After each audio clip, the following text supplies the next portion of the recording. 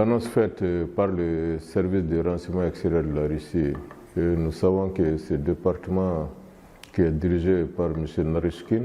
Naryshkin, c'est quelqu'un qui est très sérieux et il ne va jamais faire des annonces pour faire de la sensation. Donc ce qu'il a eu à dire, même sans se dire, nous avons remarqué déjà les agissements de la France, surtout de Macron qui est en train de perdre pied en France. Nous savons les difficultés auxquelles la France fait face, mais Macron préfère détourner l'attention du public et attiser quand même le ressentiment des Français vis-à-vis de certains leaders africains. Et nous n'avons pas été surpris que le renseignement russe ait mis ses faits à nu, des projets d'attentats, des projets d'assassinat.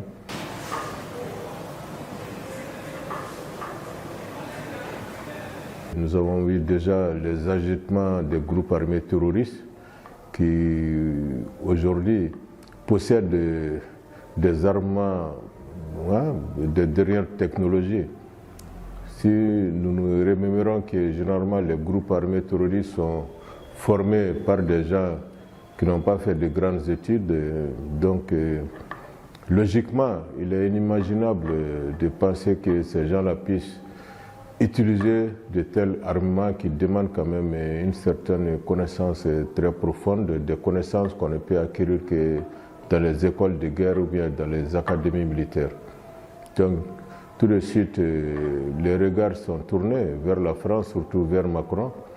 Donc tout ce qu'a dit le renseignement extérieur russe s'est avéré avec les dernières tentatives contre la République du Niger, une des républiques confédérées de l'AES.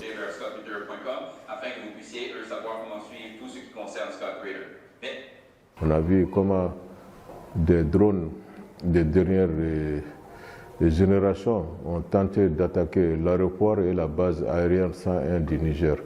Comme je l'ai dit, ce sont des armements quand même très sophistiqués et c'est très difficile de croire que des terroristes mal enseignés puissent utiliser de tels armements.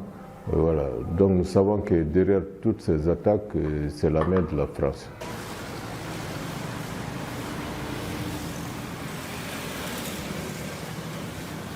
Personnellement, je n'ai aucun message à adresser au président Emmanuel Macron. Moi, j'ai toujours à lui dire que c'est un enfant immature, donc qui est victime de la maladie du complexe d'Édipe. Donc quelqu'un qui est frappé par ces deux phénomènes, être victime du complexe d'Édipe et manquer de maturité. Vous savez, adresser quand même des conseils à de telles personnes, c'est perdre son temps. Nous sommes là, ce que je peux m'adresser seulement à mes compatriotes africains, au panafricanisme, de faire toujours preuve de résilience, de ne pas baisser les gardes et de montrer que là où nous sommes, nous aussi, nous pouvons nous protéger. Nous pouvons aussi, pas répondre, mais quand même dévier les tirs qui sont dirigés contre nous. Puisque nos intentions n'ont jamais été de faire quoi que ce soit de mal ou bien d'avoir même de mauvaises pensées envers la France.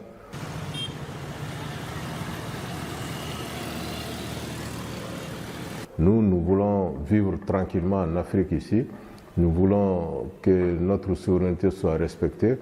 Nous voulons qu'on nous laisse reconstruire notre pays, qu'on nous laisse se développer et qu'on nous laisse lier des partenariats gagnant-gagnant avec les pays qui sont prêts à respecter les trois principes que nous avons édictés, c'est-à-dire que respecter notre souveraineté, respecter le choix des partenaires avec qui on veut travailler et respecter les intérêts de nos populations.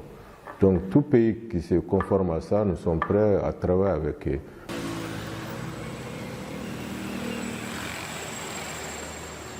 Les Russes ont des renseignements très puissants et très forts, comme la France, les États-Unis et comme d'autres pays très développés. Ce que la Russie a dit, quand même, moi, vu la situation qui s'est passée au Mali, au Burkina, au Niger, moi je suis d'accord et puis j'ai confiance à l'information russe que la France ou Macron tente d'éliminer nos dirigeants, surtout au niveau de l'AES.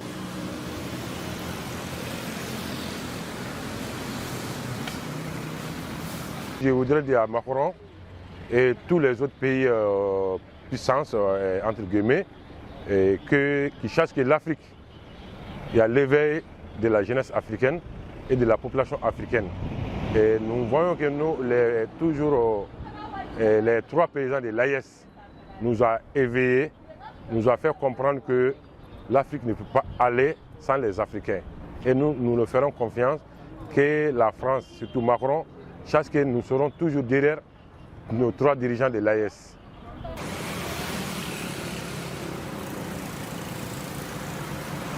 C'est juste que les pays de l'Afrique sont des pays souverains et que cette souveraineté également, jusqu'à preuve contraire, même si c'est la France qui a colonisé les États de l'AES, nous restons un État et un peuple souverain.